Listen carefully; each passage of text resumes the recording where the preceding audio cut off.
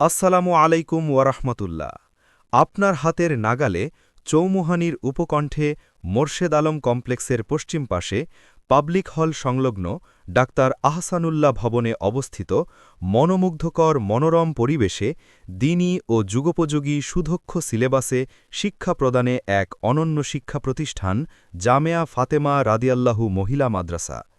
অত্র জামেয়ায় নুরানী ও কিতাব বিভাগের মতো হিফজ বিভাগের ছাত্রীরা প্রতি বছরের ন্যায় এবছরও বেশ কিছু ছাত্রী হিফজ সম্পূর্ণ করেছে।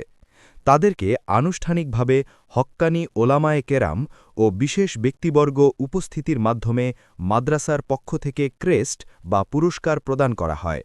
মাদ্রাসা ও ছাত্রীরা যেন আরও বহুদূর এগিয়ে যেতে পারে, আপনাদের দোয়া কাম্য। মোবাইল 01818432724